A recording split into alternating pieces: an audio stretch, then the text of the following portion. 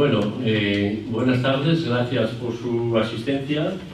En nombre de la sección de pensamiento marginal, nos congratulamos tanto de su presencia como de la temática que se va a tomar, que ya queda poco tiempo para el curso académico de este año finalice el tema de las secciones en el Ateneo y se inicia el nuevo.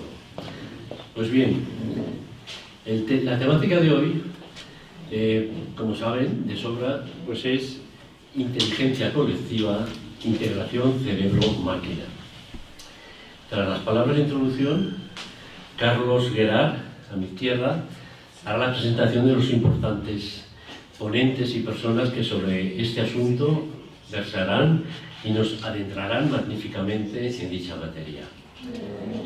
Finalizadas dichas intervenciones, nuevamente Carlos dirigirá un debate y lo moderará. Por supuesto, debate abierto a todos los asistentes. Como arranque, ¿cómo se puede definir y entender qué es la inteligencia colectiva? Una definición, entre otras muchas, puede ser la de la capacidad de razonar, aprender, solucionar problemas y tomar decisiones en grupo. La inteligencia colectiva no es un concepto y hecho que se nos haya repentinamente presentado o aparecido como las tablas de la ley. Tenemos un sinnúmero de ejemplos en los que desde la época cavernaria hasta nuestros días el homínido, el ser humano, ha hecho uso de su necesidad, desde la primitiva caza hasta los sínodos obispales, los G7, los G8, las conferencias de Davos, incluso las de Diablos, estados mayores que planifican y dirigen las actuales guerras, es decir, un sinnúmero, digamos, donde la inteligencia colectiva parece que está presente. Las finalidades ya, como se verán, son muy diferentes. Pero para exponer algo un poco, o más bien mucho más artístico, creativo e inspirador, tenemos las orquestas sinfónicas, conjuntos que precisan de una preparación de sus integrantes, pero a la vez la de un director. Y sobre todo, lo más crucial, una partitura previa con lenguajes y pensamientos creativos. Es otra visión también de la inteligencia colectiva. Entonces, podemos decir, ¿qué es lo que puede excepcionalmente diferenciar lo que hoy es o entendemos como inteligencia colectiva? Fundamental y sobre todo, y sin ninguna duda, y aunque puedan existir zonas difusas a calificar, es el uso de las tecnologías más avanzadas y recientes. También las posibilidades de que puedan estar al alcance de todos o casi todos. Y, aunque no nos demos cuenta de estos proyectos, instrumentos o posibilidades, el más claro ejemplo que todo el mundo puede identificar es el de Wikipedia, en el que muchos miles de personas contribuyen y actualizan su contenido y definiciones. Muchísimos millones lo usan sacando buen provecho de ello. Otro ejemplo puede ser el de Quora, poco usado en España, pero sí muchísimo en Estados Unidos. Un portal en el que se planean preguntas sobre cualquier tema o sector, recibiendo a la vez respuestas. Se intuye, por tanto, que las posibilidades son infinitas para el conocimiento, el intercambio y la interacción entre las personas. Pero también es importante al mismo tiempo que se aseguran los rasgos, actitudes, capacidades, creaciones y decisiones individuales de cada persona y que sigan prevaleciendo, aunque en específicas situaciones lo volitivo individual acarrea grandes inventos, ideas y aportaciones a la humanidad, pero también desastrosas, trágicas y fatales consecuencias. No deja de ser paradójico que la decisión de una persona pudiera desencadenar una guerra nuclear, sin que una inteligencia colectiva lo impida. Como también que una inteligencia colectiva verbigratia en una consulta o referendo pudiera decidir democráticamente el mismo hecho nuclear, sin que pueda una persona individual impedirlo. En su primer arranque fue presentada la inteligencia colectiva por Pierre Levy en el año 2004 como una inteligencia repartida en todas partes, valorizada constantemente, coordinada en tiempo real y que conduce a una movilización efectiva de las competencias. Aparece Elon Musk presenta su interfaz cerebro-máquina, mostrando a un macaco que juega al Pong con la mente. Su empresa, Neuralink, que se centra en la integración de tecnología de inteligencia artificial en el cerebro humano, afirma que dicha interfaz para que personas con parálisis manejen objetos y se puedan comunicar, y que podrán usar un smartphone con su mente más rápido que alguien usando sus pulgares.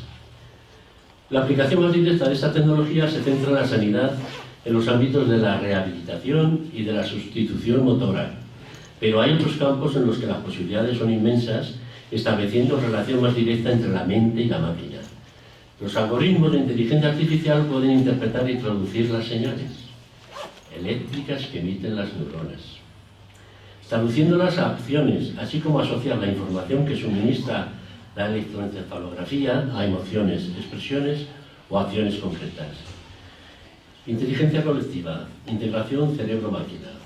Un mundo de ficción que ha dejado de serlo y de inimaginable e insospechado futuro.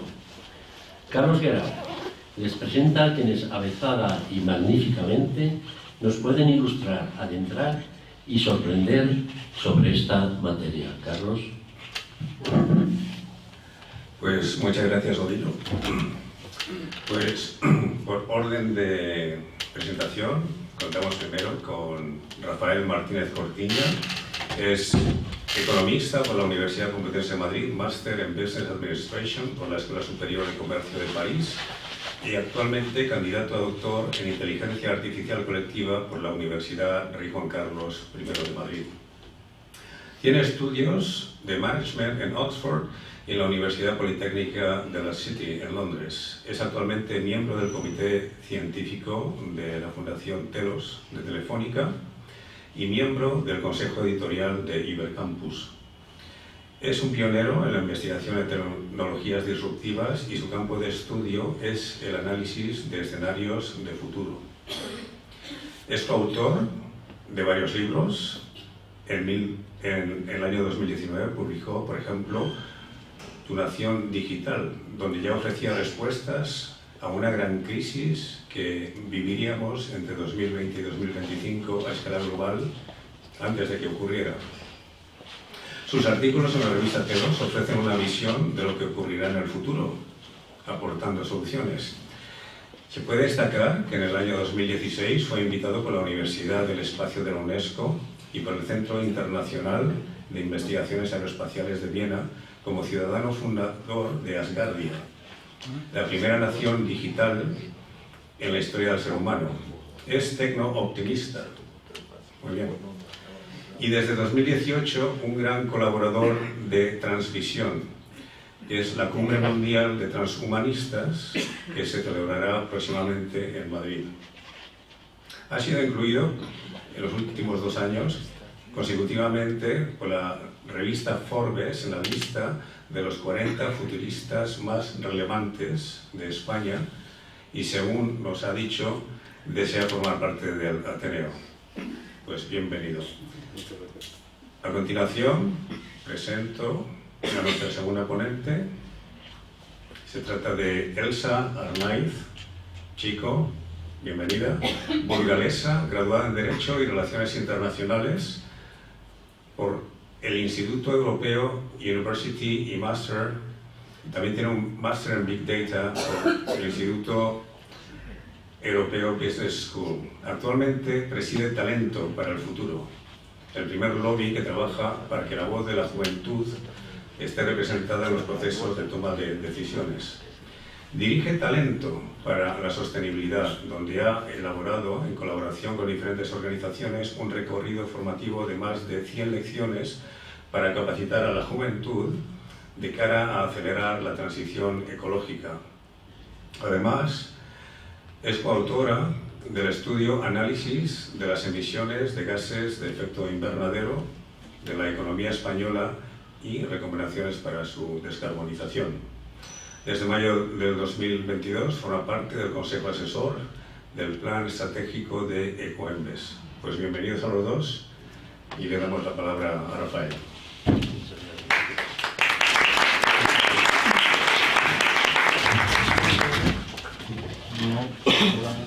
¿Se me escucha? ¿Ahora? Yo, con su permiso, voy a ponerme ahí, porque me está dando el foco y me resulta difícil verles, y así me siento más cerca de ustedes. Buenas tardes, muchísimas gracias por estar aquí para reflexionar sobre un tema que está levantando muchísima expectativa a nivel académico. Lo vamos a ver ahora, cómo se empieza a reflexionar sobre la inteligencia colectiva. Es un tema muy nuevo, que eso es lo primero que vamos a ver. ¿Qué es la inteligencia colectiva? ¿En serio? No, aquí. Pues no funciona.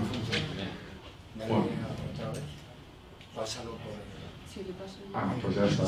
Bueno, Yo le paso. ¿Qué es la inteligencia colectiva? Pues realmente no lo sabemos. No hay una definición consensuada sobre qué es.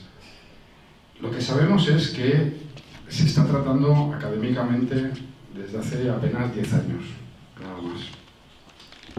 Y yo este verano, por ejemplo, hice un paper que todavía no ha sido publicado, donde me encontré 83 definiciones diferentes de qué es inteligencia colectiva. La más importante,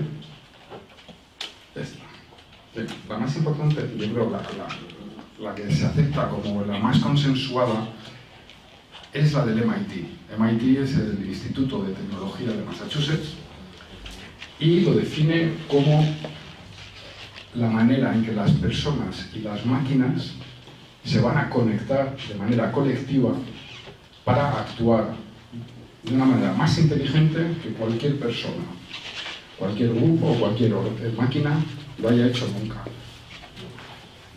Esto ya nos da una idea de hacia dónde se dirige la inteligencia colectiva. Estamos hablando de la colaboración entre humanos y máquinas, la integración de humanos y máquinas.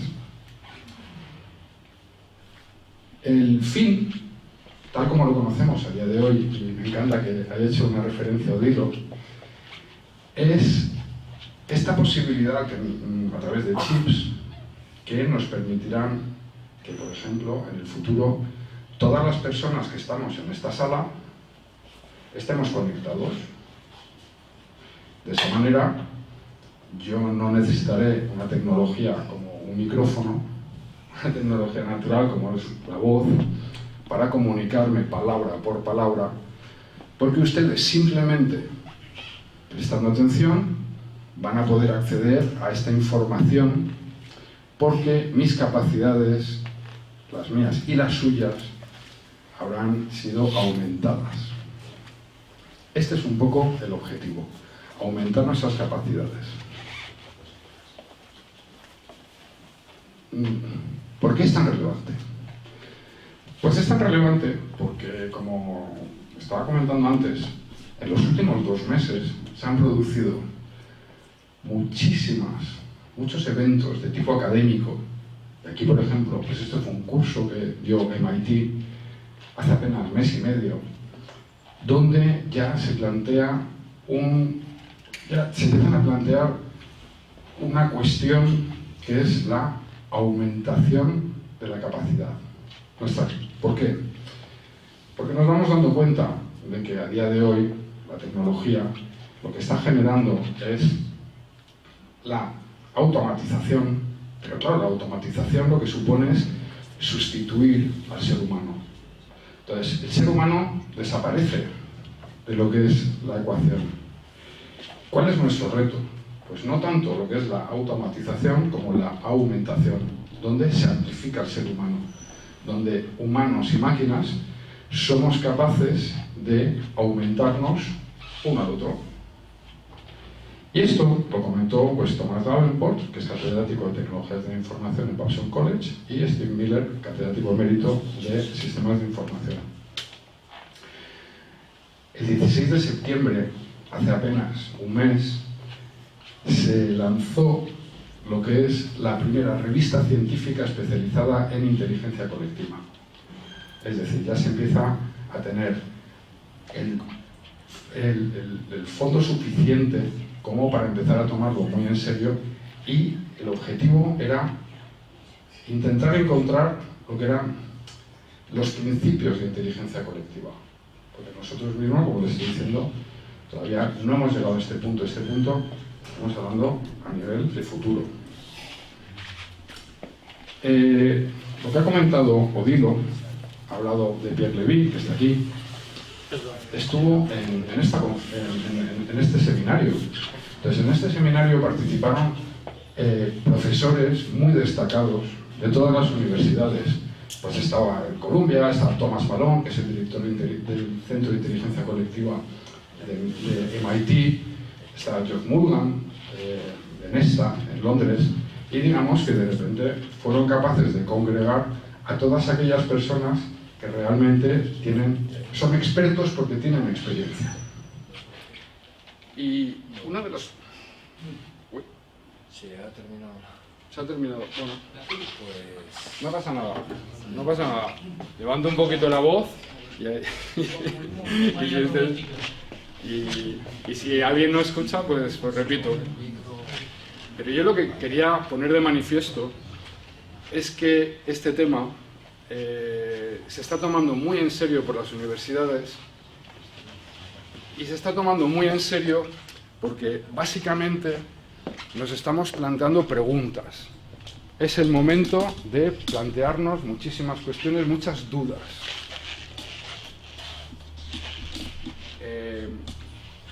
Empezamos a compartir entre lo que somos investigadores de distintas universidades nuestros estudios sobre cómo nos estamos fijando en lo que es la naturaleza.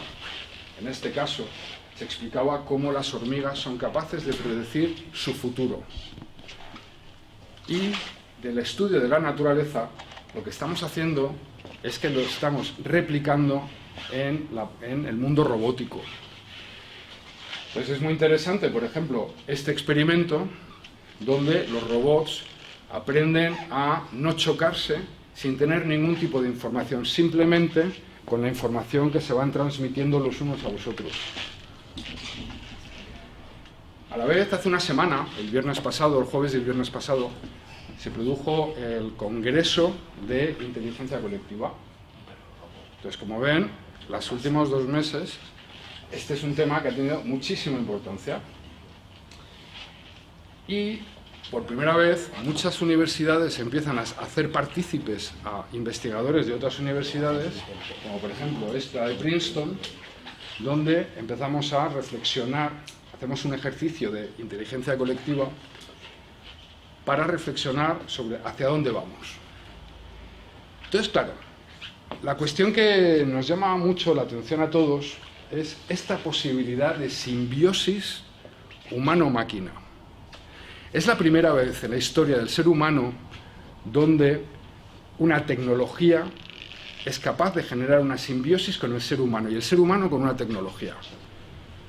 Yo no soy capaz de generar simbiosis con este puntero ni con la electricidad. No tenemos esa posibilidad. Pero de repente, claro, si nosotros vemos qué es la simbiosis, y vemos que es la asociación íntima de organismos de especies diferentes para el beneficio mutuo. Esa es la cuestión. Ambos, en esta relación de simbiosis, nos tenemos que beneficiar. Y tiene que haber una relación de ayuda o apoyo mutuo. Cuando trabajamos o hacemos algo en común. Y esto es fundamental, porque de repente empezamos a plantearnos, y yo ya aquí empiezo a desvelar un poco el sentido de los debates, si nosotros, los humanos, estamos haciendo los deberes para realmente no vernos totalmente anulados por esta tecnología que aprende de una manera exponencial, mientras que nosotros estamos delegando muchas de nuestras capacidades en la tecnología. Entonces, ¿qué está pasando? O sea, digamos que una de las cuestiones que estamos viendo es, bueno, la inteligencia colectiva ocurrirá en el futuro, dentro de no mucho tiempo. O sea, los experimentos de Neuralink están muy avanzados. Entonces, estamos hablando de, a lo mejor, 5 años, 8 años. Es muy poco tiempo. Pero, ¿cuál es la situación actual? Pues la situación actual es que hay una cultura que está hackeando nuestros cerebros que se denomina la cultura faster. La cultura faster lo que implica es que escuchamos los audios de WhatsApp al doble de velocidad. ¿Por qué? Porque vemos un audio de WhatsApp de 1 minuto y nuestro rango de atención ahora mismo es tan pequeño que lo queremos escuchar en 30 segundos. Cuando hay un podcast de 20 minutos, nos parece tanto tiempo dedicar 20 minutos a escuchar a una persona que lo escuchamos al doble de velocidad. Entonces, una de las preguntas que nos hacemos es ¿cómo va a afectar a nuestros cerebros intentar asimilar la información al doble de la velocidad de lo que solemos estar acostumbrados? Porque no estamos hablando de una evolución que ha durado miles de años, estamos hablando de una evolución que ha requerido 5 años. Entonces, claro, ¿cómo está hackeando ahora mismo la tecnología a nuestros cerebros? Es muy interesante porque está aquí Gonzalo Sés, aquí presente, muchas gracias por venir, Gonzalo, que ya anuncia cómo TikTok, que es una aplicación china, nos ha reducido el rango de atención a 8 segundos. Más allá de 8 segundos, no nos interesa el mensaje. Queremos escuchar otro mensaje. Entonces, ¿cómo está afectando esta simbiosis que empezamos a generar con la tecnología nuestras capacidades? Luego, de repente, vemos decisiones que son más de tipo político, como por ejemplo la del gobierno japonés, que propone eliminar las carreras de humanidades.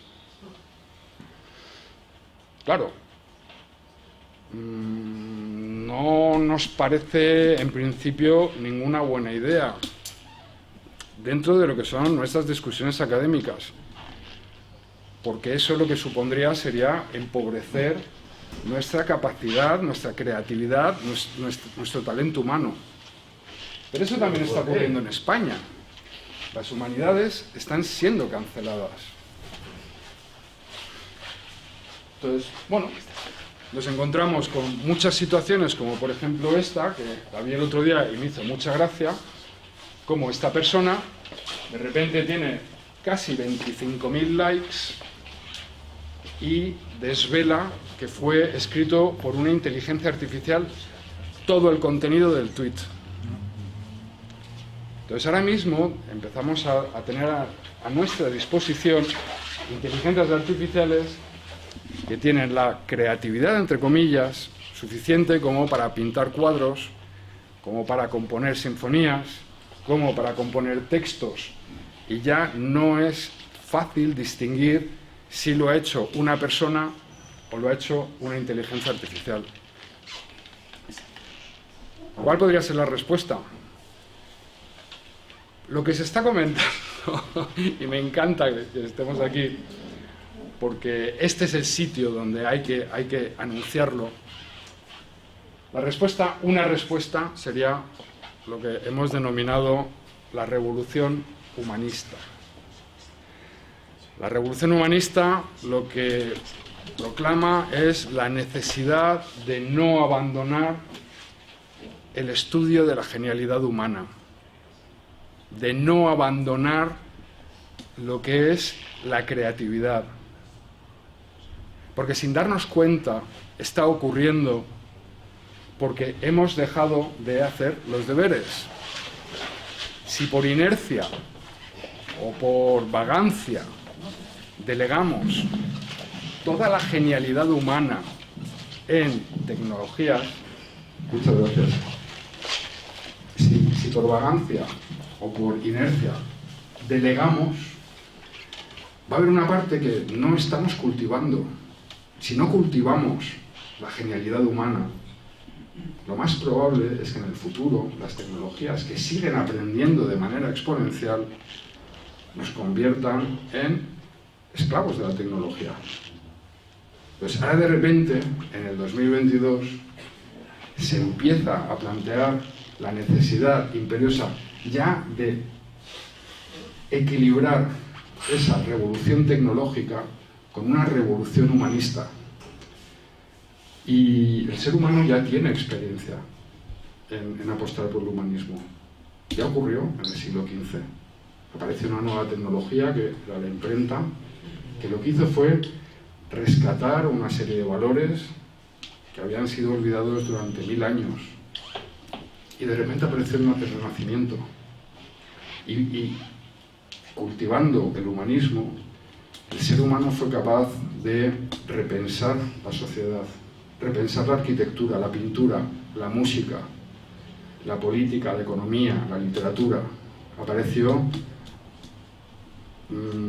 Da Vinci, apareció Miguel Ángel, Rafael, Cervantes, Shakespeare, Erasmo de Rotterdam, que hoy es su cumpleaños. Hoy es su 556 cumpleaños. Todos estos eruditos, humanistas, fueron capaces de dar respuestas nuevas a la sociedad. Y sobre esa base, posteriormente, y sobre esa tecnología que fue la imprenta, se crearon y se expandieron las universidades. Se posibilitó la creación de la enciclopedia. Esa base humanista es la que posibilitó que muy posteriormente se desarrollase la revolución industrial, la revolución tecnológica que vivimos ahora mismo, el incremento de la longevidad del ser humano. Hace apenas 500 años que ha ocurrido todo eso. Entonces, tras 1000 años, de repente, creamos la base suficiente como para evolucionar enormemente en solamente 500 años. Y fue el humanismo la base. Este es un artículo que escribí en el 2020, donde de alguna manera yo explicaba que entrábamos en una era del desorden, en la que iban a ocurrir todo tipo de eventos económicos, geopolíticos, que nos iban a dar la sensación de que íbamos a estar cayendo por un precipicio. Cada evento nos iba a hacer pensar que íbamos a caer cada vez más y cada vez más, pensando que ya habíamos tocado fondo. Y sin embargo iba a aparecer un evento mucho peor que nos iba a perturbar, porque ahora mismo estamos en plena era del desorden. Como decía Odilo, yo soy bastante tecno-optimista, y yo lo que pienso es que antes de que caigamos en el pozo más oscuro, se va a crear un puente de inteligencia colectiva. Para eso es muy interesante que esté Elsa, porque Elsa representa el mejor ejemplo de inteligencia colectiva que hay ahora mismo en España. Y nos lo va a poder explicar. Donde las personas vamos a ser capaces de ofrecernos soluciones y vamos a ser capaces de compartir información para tejer un puente que nos va a impedir caer en el pozo y nos va a llevar, digamos que, a otro territorio. Entonces, ¿en qué consiste la revolución humanista? Pues en realidad en equilibrar una realidad aumentada, una realidad virtual, que es la que vamos a empezar a vivir en los próximos años, con una realidad orgánica. No podemos olvidarnos de lo que es la realidad otra vez al ser humano. Entonces, frente a esta revolución de esta sociedad robotizada, sinética, Es muy interesante que hoy, 28 de octubre del 2022, estemos todos aquí presentes para iniciar o dar nacimiento a esta revolución humanista. ¿Cuál es la cuestión? La cuestión es que hablamos de salvar el planeta, pero el planeta va a seguir con nosotros o sin nosotros. Nosotros podremos lanzar todas las bombas nucleares que queramos, pero es que el planeta va a seguir existiendo, seguirá orbitando exactamente igual. Los que desapareceremos seremos nosotros, porque simplemente hemos dejado de hacer los deberes. Entonces, salvemos al ser humano con esquemas como el que, por ejemplo, nos va a explicar Elsa, que es inteligencia colectiva. Muchísimas gracias.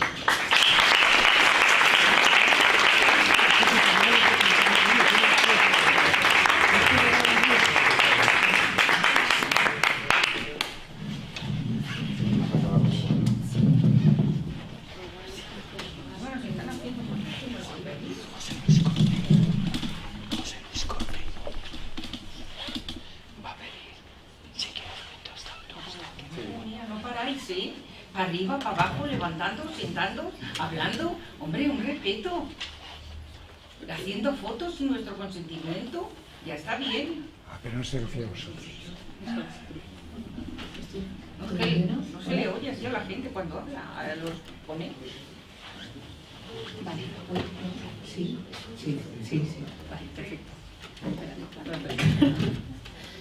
Vale, pues muchísimas gracias, Rafa, por considerar que lo nuestro es el mejor ejemplo de inteligencia colectiva que hay en España. La verdad que es un honor.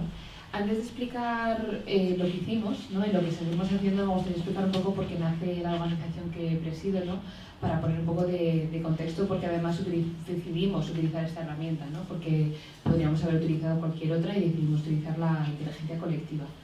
Nosotros en 2020 vemos que, pues que hay una desafección muy grande, y vosotros seguro que también lo sabéis, en la política, hay una desconexión muy grande con la ciudadanía y los políticos, pero en particular con los jóvenes mucho más.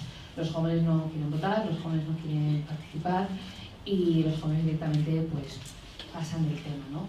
Y para nosotros, para el equipo fundador de Talentos para el Futuro, pues eso era un problema muy grave, porque como estaba diciendo Rafa, el mundo va a seguir sin o con nosotros. Entonces, pues para nosotros era importante que el mundo siguiera pues con la voz de los jóvenes representada, ¿no? Pero lo que era también muy importante es que no fuera solo un grito de los jóvenes tienen que ser escuchados, porque eso ya está así, ya lo están haciendo, diferentes movimientos, sobre todo ecologistas, ¿no? Fridays for Future, Extinction Rebellion, ¿no? Ya tenemos ese momento de gritar, de decir, oye, queremos que nos escuchen, y sobre todo desde las generaciones jóvenes ya se está haciendo. Lo que nosotros queríamos es que fuera una visión intergeneracional. ¿Por qué intergeneracional? Porque no sirve de nada decir que no nos están escuchando si nosotros luego vamos a hacer lo mismo, vamos a seguir gritando, y va a ser simplemente pues una pelea de gallos en la que nadie llegue a ningún punto, ¿no? No llegamos a ningún acuerdo. Entonces nosotros decidimos que ante esta situación teníamos que hacer algo, era una pandemia, todo el mundo estaba muy asustado y en sus casas, y nació así Talento para el Futuro. Y la herramienta que decidimos utilizar para canalizar la voz de los jóvenes pues fue la inteligencia colectiva. Además de la inteligencia colectiva, y aunque no tenemos esa parte de integración aún cerebro-máquina, sí que es verdad que algo que nos permitió realizar lo que realizamos fue las nuevas tecnologías, ¿no? Fue Zoom, porque sin ello no hubiéramos podido conectarnos, hubiéramos estado todos separados. Y bueno, lo que creamos fue el Pacto Intergeneracional por el Futuro, que es un ejercicio de prospectiva, que lo que pretende es aunar la voz de la juventud de forma intergeneracional, de forma contrastada, para ver qué es lo que quiere esta parte de la sociedad de cara a 2030, ¿no? Que es un futuro bastante cercano, la verdad. Entonces, ¿qué metodología utilizamos, ¿no? Porque, claro, la inteligencia colectiva es algo que aún no se está utilizando mucho, porque también da un poco de miedo, ¿no? Da un poco de miedo ese momento de decir, venga, vamos a ponernos todos a pensar, porque todos tenemos opiniones diferentes, y en la juventud, pues, muchísimo más, y más si estamos hablando de la desafección política. Entonces, lo que decidimos hacer fue una metodología que tuviera tres pilares. Por un lado, necesitamos generar conocimiento útil, y necesitamos una fase de co-creación. Por otro lado, tenemos que asegurar la representatividad. No podemos estar haciendo un proceso de inteligencia colectiva si la inteligencia colectiva es solo los de una parte de la sociedad muy pequeñita. Entonces, eso realmente sí es inteligencia colectiva, pero si nosotros pretendemos representar a todos los jóvenes, necesitamos, ¿no?, que estén todos en este proceso. Y para ello, no solo hay que pensar que no sean solo mis amigos, sino que igual hay que hacerlo accesible pues, para personas ciegas, para personas sordas o incluso para personas que no tienen ese acceso a Internet, ¿no? Entonces esa parte era muy importante para realmente poder legitimar que la voz que estábamos intentando canalizar no era solo la de un club de jóvenes frikis que durante la pandemia decidieron de hacer bizcochos, pues hacer un pacto. Y por último, una parte súper importante para nosotros era asegurar la validez técnica.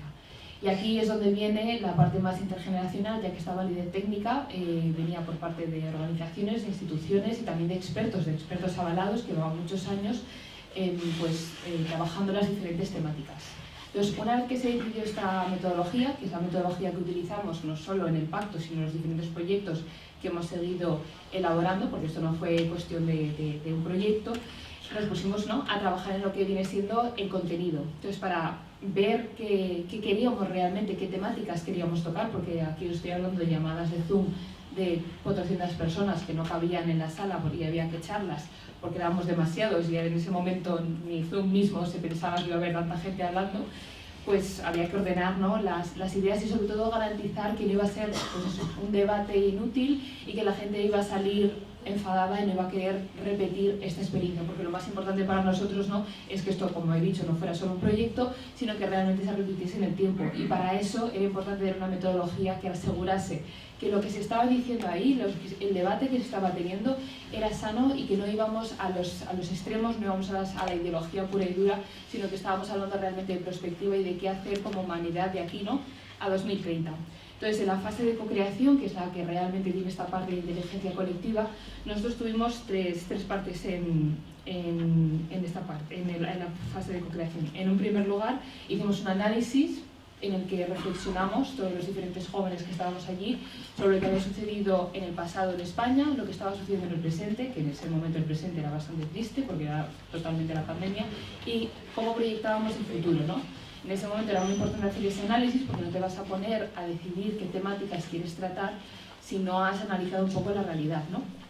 Después de ese análisis hubo una selección de temáticas, se hizo una priorización de temáticas en la que hubo diferentes grupos de trabajo y se acabó decidiendo pues, en 19 temáticas que van desde economía circular hasta inclusión, pasando también por democracia e instituciones, ¿no? Es un documento bastante largo, pero que lo que queríamos, ¿no?, era que tuviera una representación de todas las temáticas que la juventud quiere tratar, porque la juventud lo que intentábamos reivindicar y seguimos reivindicando es que no solo quería tratar temas de bonos de alquiler, bonos culturales o ayudas para las universidades, ¿no?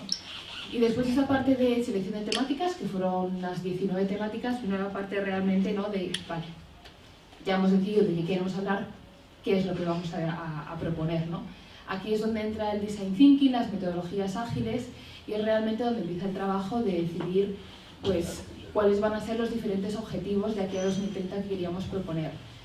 Tras todo este proceso, que gracias a la pandemia pues pudimos hacer de forma muy ágil, porque es muy complicado, hoy hemos llenado esta sala, pero normalmente no es tan fácil que llenar salas para menos debatir sobre qué quieres de España de aquí a 2030, gracias a que estábamos todos encerrados en casa, pues sí que es verdad que hubo ese momento y ese impulso, porque la gente estaba muy asustada, de decidir qué queríamos hacer y de poder elaborar esas propuestas. Después de elaborar todas esas propuestas, además se realizaron diferentes policy papers para que lo que estábamos diciendo tuviera ese sustento, y después de esos 4 o 5 meses en los que estuvieron realizando diferentes reuniones, estamos hablando de 19 ejes, de 19 temáticas, por lo tanto os podéis imaginar la cantidad de reuniones, no es una reunión por temática, sino unas cuantas reuniones de unas cuantas sesiones después de pulir lo que se estaba haciendo, y una fase de contraste, ¿no? Es la fase en la que hemos contactado con diferentes expertos, con Rafa, de hecho, con el comité científico de Telos, para poder garantizar que lo que se estaba diciendo pues tenía sentido, porque lo que a veces sucede con estos procesos de inteligencia colectiva, que yo creo que se puede tener un poco de miedo, es que la gente va a proponer cosas que puede parecer una idea muy feliz, pero que luego realmente no tiene aplicación en la realidad, o que ya se ha intentado, o que simplemente es inviable, ¿no? Entonces, para eso nosotros el proceso de contraste fue tan importante, y a día de hoy pues podemos decir que estamos muy satisfechos, no solo porque participaron más de 1.600 jóvenes en el proceso, hubo más de 100 expertos contrastados y contactados, sino que además este documento pues, sigue vivo, se ha compartido con el gobierno de España, con diferentes expertos. El otro día estuvimos en un evento con Teresa Rivera y se lo compartimos a Jeffrey Sachs. O sea que estamos muy contentos de decir que ha habido una aceptación muy grande, y sobre todo que nos hemos dado cuenta que la metodología funciona, porque la gente quiere seguir participando y seguimos teniendo proyectos. El estudio que ha mencionado al principio, del que soy coautora, las propuestas están elaboradas en esta misma metodología, porque lo que nosotros queremos seguir garantizando es que todo el mundo puede participar, porque es algo muy, muy, muy importante para nosotros. No queremos que la gente se sienta atada a tener que venir a 4.000 asambleas para poder participar. No, es un diseño muy, muy, muy ágil para que todo el mundo que quiera participar, aunque sea en una sesión, pueda y su voz esté representada. Entonces, bueno, la verdad que me honra mucho que digas que es como uno de los procesos más, o el mejor que hay en el momento, porque fue todo, la verdad, bastante de casualidad, nadie sabía que iba a salir tan bien. Así que, bueno, muchísimas gracias, y cualquier pregunta.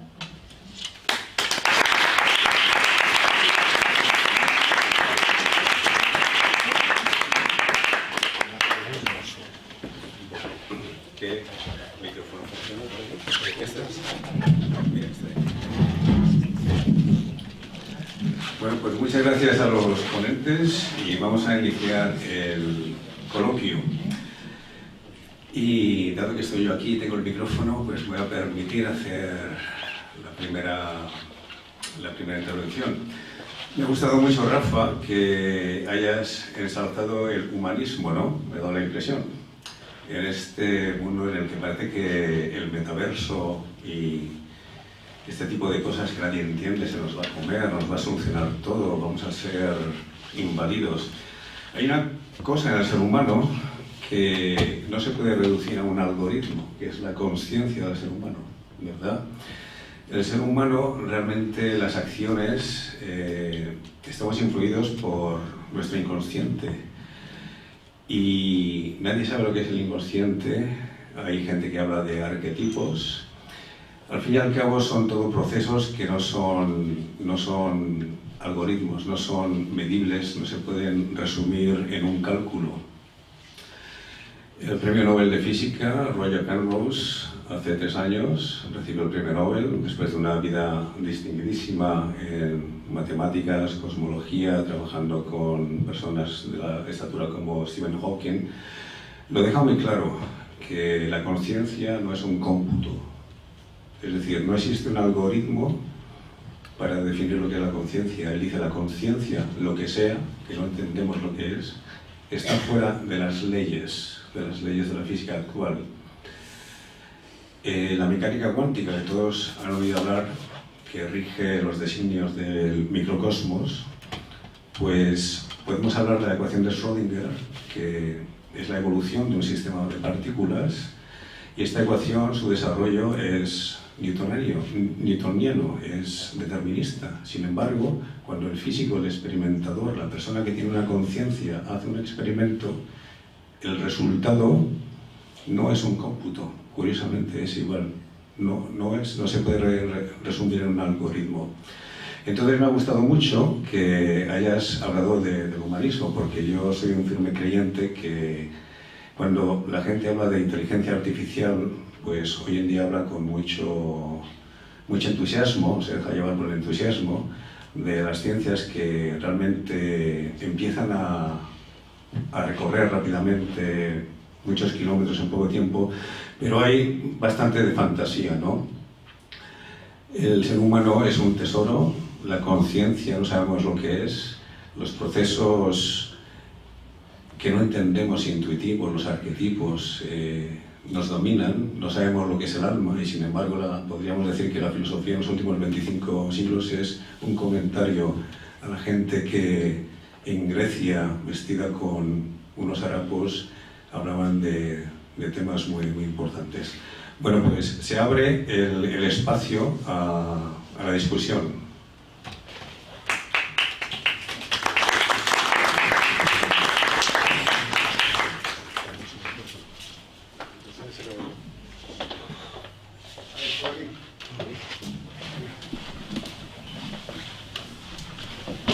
Bueno, muchas gracias.